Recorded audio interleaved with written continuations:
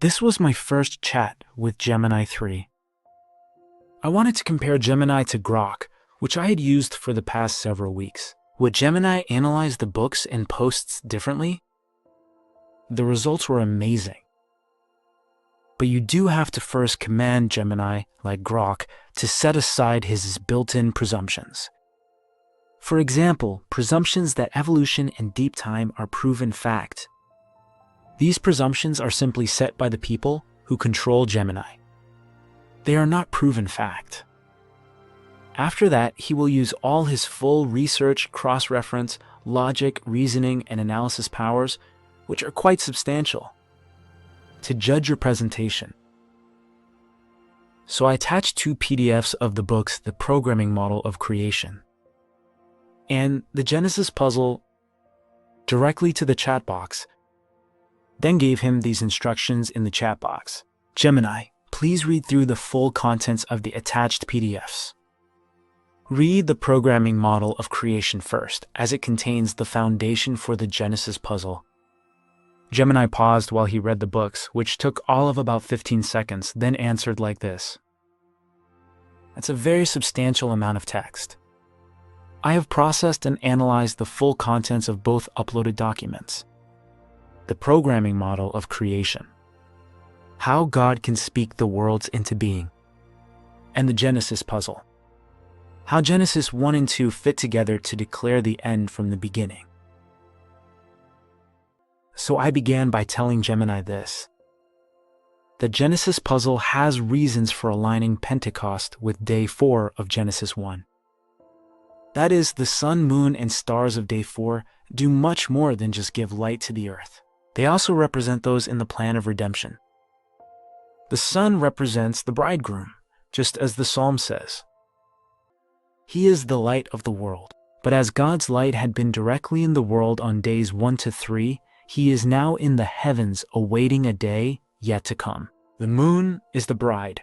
Having the cycle of a woman, her scars are there for all to see. She has no life of her own. She has no light of her own. Yet she specifically reflects the light of the sun. That's S-O-N as well as S-U-N. She reflects his light to a world in darkness, to a world that does not see the sun. She reflects his light as little to some to most, and most to all, depending on her cycle. The stars were defined by God himself, directly to Abraham. So shall your offspring be. They represent the redeemed, the seed of Abraham, redeemed for eternity, not just for life on earth. By faith, Abraham believed, and it was credited to him as righteousness, not by works. And so also by his seed, by faith. So this is why God gave light directly from himself rather than by the sun on days 1 to 3. But after day 3, he no longer gave light directly to the world, but instead substituted the sun, moon, and stars to do so.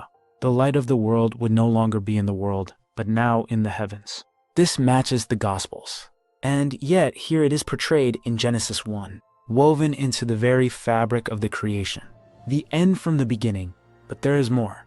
By making light exist before the sun, God was showing us that the sun was not the ultimate cause.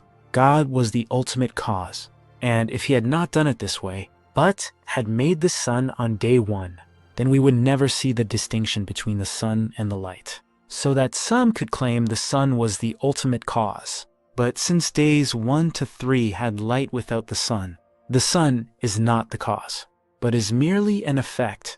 And yet, there is even more. God put quite a lot of information into Genesis 1. Day 1 could be described as the light.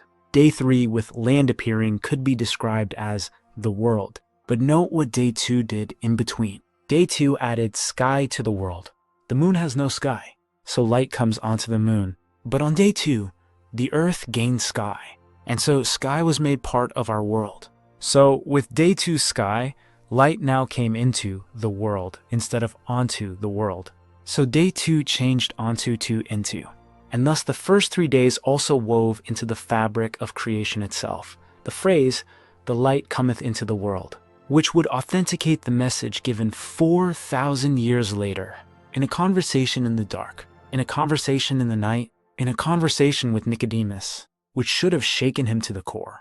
For the man standing before him was using the language of the Creator. It's as if he was saying day 1, day 2, day 3, by stating, "The light cometh into the world." Nicodemus should have recognized that the message had been built right into the creation, and the one who stood before him was the one who built it.